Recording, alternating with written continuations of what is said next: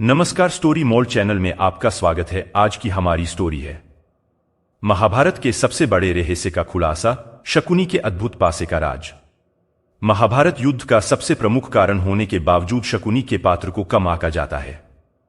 इस बात से कोई भी इनकार नहीं कर सकता कि यदि महाभारत के पात्र में शकुनी नहीं होता तो शायद महाभारत की संपूर्ण कथा ही कुछ और होती।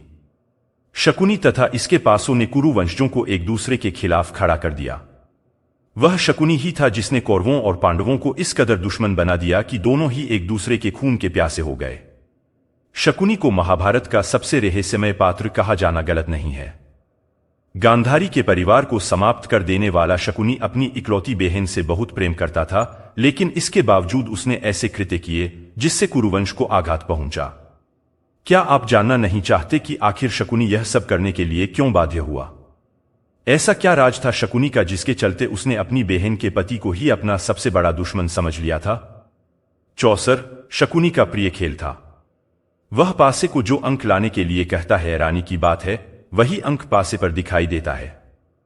इस चौसर के खेल से शकुनी ने द्रौपदी का चीरहरण करवाया, पांडवों से उनका राजपाट छीनकर वनवास के लिए भेज दिया, भरी सभा में उनका असम्मान करवाया।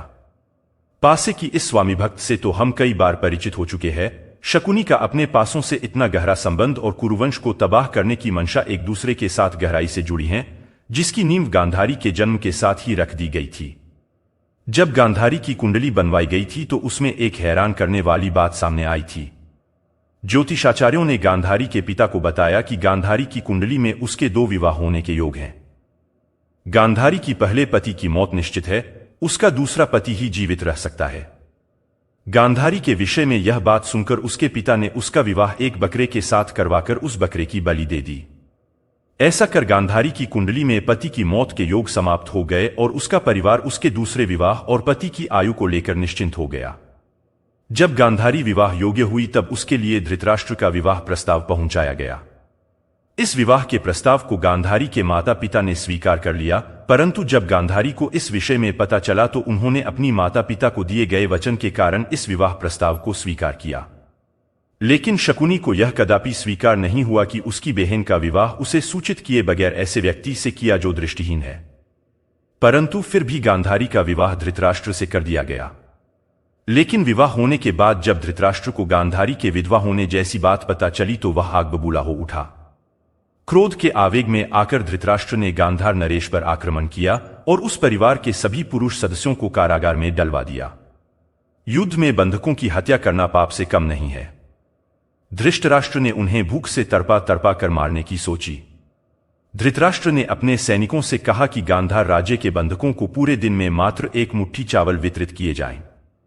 ऐसे हालातों में सभी बंधकों ने धृतराष्ट्र के परिवार से बदला लेने का निश्चय किया। उन्होंने सर्वसम्मति से अपने सबसे छोटे पुत्र को जीवित रखने का विचार किया ताकि वह धृतराष्ट्र के पूरे परिवार को नष्ट कर सके। मुट्ठी भर चावल केवल शकुनी को दिए जाते थे ताकि वह जीवित रह सके। इस तरह धीरे धीरे अन्य बंधकों की मृत्यु होने लगी। शकुनी के सामने धीरे धीरे कर उसका पूरा परिवार समाप्त हो गया और उसने यह ठान ली कि वह कुछ भी कर कुरुवंश को समाप्त कर देगा। अपने अंतिम क्षणों में शकुनी के पिता ने उससे कहा कि उसकी मौत के पश्चात उनकी अस्थियों की राख से वह एक पासे का निर्माण करें। यह पासा सिर्फ शकुनी के कहे अनुसार काम करेगा और इसकी सहायता से वह कुरुवंश का विनाश कर पाएगा। शकुनी के पासे में उसके पिता की आत्मा वास करती थी, जिस कारण वह पासा शकुनी की बात मानता था।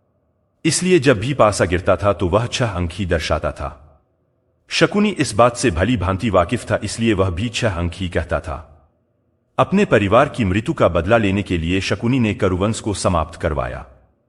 दोस्तों, अगर आपको हमारी यह जानकारी अच्छी लगी हो तो कृपया आप हमें नीचे कमेंट बॉक्स में लिखकर बता सकते हैं। इसी प्रकार की रोचक जानकारियों को रोजाना पढ़ने के लिए आप हमारे चैनल को सब्सक्राइब कर सकते हैं ताकि रोजाना नई जानकारियां आपके फोन पर उपलब्ध हो जाए।